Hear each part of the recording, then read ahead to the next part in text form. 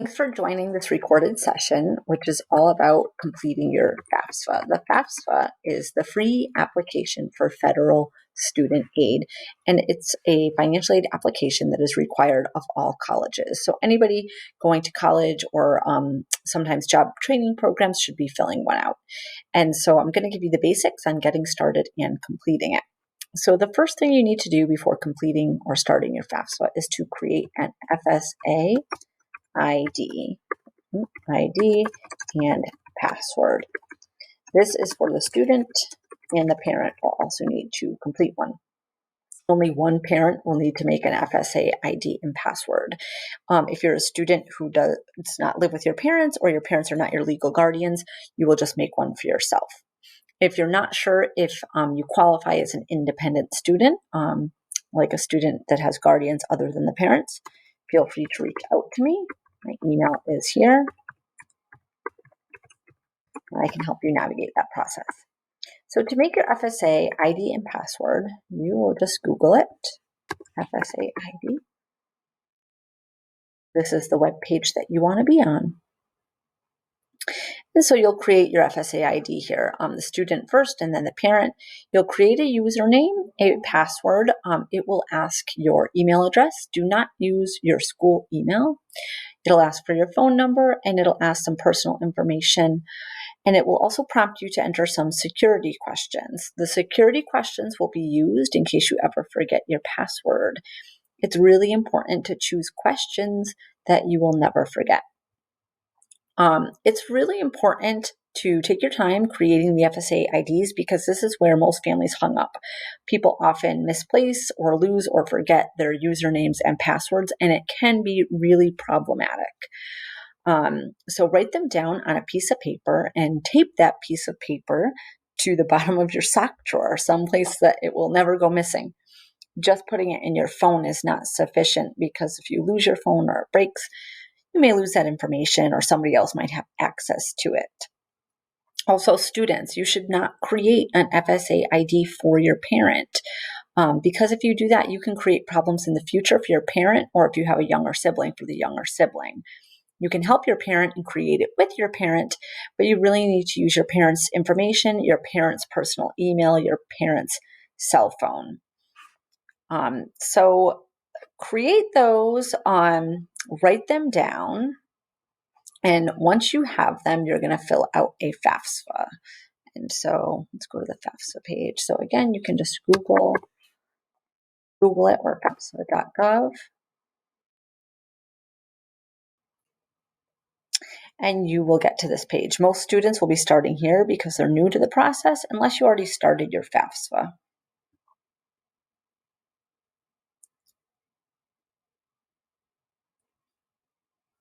When you get here, I am the student, and you can put in your FSA ID and your password. Notice that it asks for your FSA ID, username, email, or mobile, because once you create the FSA ID here, and it asks for your email address and your phone number, it will send you a code for you to verify the email and the phone number.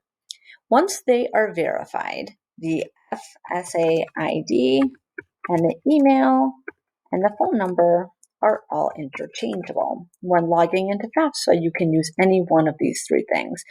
So you definitely want to verify your email and your phone number so that you can easily log in.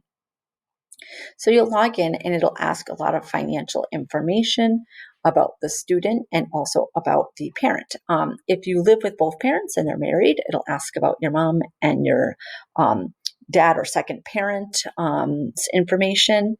If you only live with one parent and they have a spouse, it will ask for information about that parent and their spouse. And if you only live with one unmarried parent, then you will just put in the financial information of that parent. Again, if you're an independent student and you're looking for advice around how to complete the FAFSA, feel free to reach out to me. In that case, you would do it on your own. So when asking for financial information, they're asking for 2019 financial information. And so if you filed taxes, it'll be asking about your 2019 taxes. There will be a section where it'll ask what kind of tax return you filled out. and what your tax filing status was. For example, head of household, married filing jointly, etc. When you are answering those questions, it's going to offer you an option to use the Irs Data Retrieval tool. You want to use this. Yes, use it. What that tool does is it will take you directly to the IRS website, and you'll put in your information, and it will suck that information right into the FAFSA. It's important to do that if it offers it to you, because that's how colleges will verify that the information that you put into the application is accurate. When you're on the IRS website, it's going to ask you to put in your name and your address, and you need to make sure that those things match what was on your 2019 tax return. So if you do it once and it's not working, you're going to want to check your tax return. For example, if you have two last names and then you're just putting one, it wouldn't work. Or if you left out your apartment number, but you did put that on your tax return, it might not work. So just double check to make sure they match. And if they do, it should work, and you should be able to pull in that information, which will make your FAFSA really quick. So you'll do the Irs Data Retrieval tool. You'll finish completing the FAFSA. Both the student and the parent will click sign at the end, and you will submit it. When you're filling out the FAFSA, it will ask you which colleges you would like to electronically send the FAFSA to. So you'll put in the names of the colleges. So you have to know at least one college that you are applying to before completing a FAFSA. The FAFSA is great because you can go in and make corrections at any time. So if you later on decide, so if you send your FAFSA to HCC and later on you decide you want to apply to Wesleyan and Middlebury and Westfield State, you just go in again and add more colleges and you resend it. Colleges will always look at the most recent or up-to-date FAFSA. It doesn't matter how many times you send it.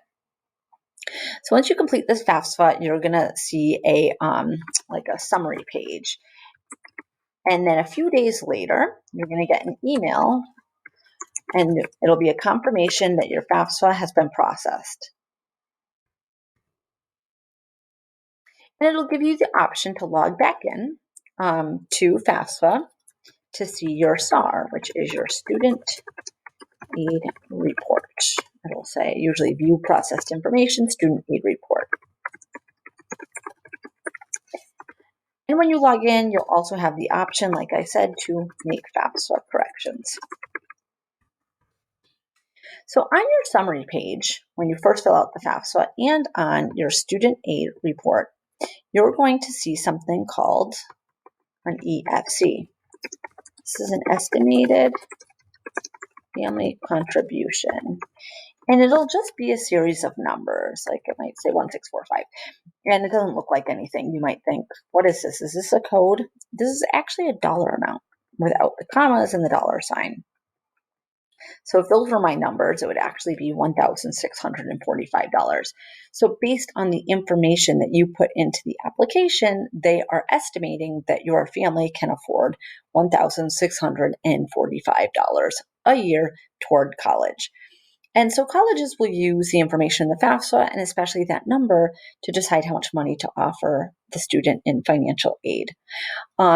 If the EFC seems way off, for example, if your EFC is looking like $10,000, but your family makes $30,000, something's probably off. So you're going to want to log into your FAFSA account and do this. View the SAR, the processed information, and look through line by line at all of the numbers that you put in. Because if you typed an extra digit somewhere or an extra zero, instead of looking like you make $30,000 a year, it might look like you made $300,000, which would make a huge difference. So check that for accuracy. And if something is wrong, you'll make FAFSA corrections. Making corrections can be used to correct errors, to add more colleges, or if you weren't able to use this Irs Data Retrieval tool the first time around for some reason, to do the Irs Data Retrieval tool. For example, if you've already done your FAFSA and you didn't use the Irs Data Retrieval tool, I suggest that you go in and make corrections and use that tool. On both your summary page and in your when you log back into your FAFSA, it will tell you also if you've been selected for a process called verification. Verification is a process by which they are kind of doing a random audit. Certain families will be selected and they'll be making sure that the information you put in the application is accurate. So if you were selected for a verification, what students need to do is check email and mail from the colleges, and you need to open it and read it. Because the colleges, all of them that you applied to, will be asking for additional paperwork and information if you are selected for verification. It's very important that if you were selected for verification that you try to use the Irs Data Retrieval tool, because it makes verification a lot easier. Essentially, you'll just check off on a paper saying, yes, I used the Irs Data Retrieval tool. And as simple as that. If you weren't able to use it, they will be asking you to fill out some other forms.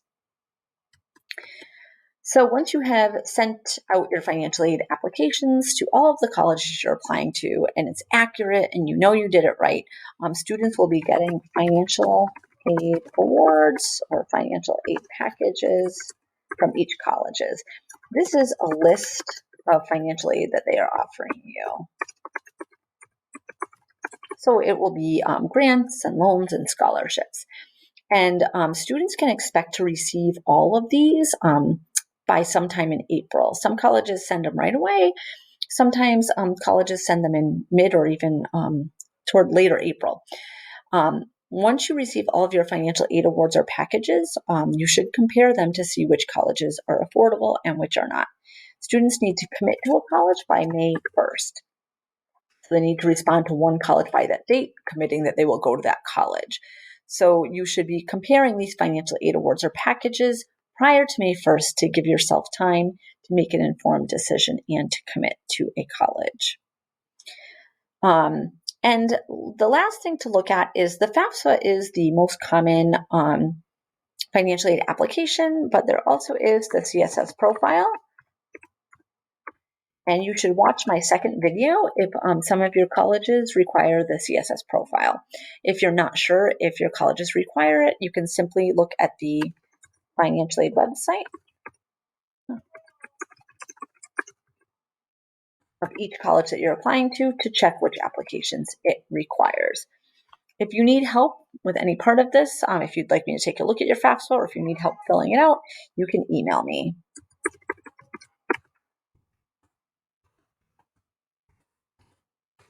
Thanks for listening today.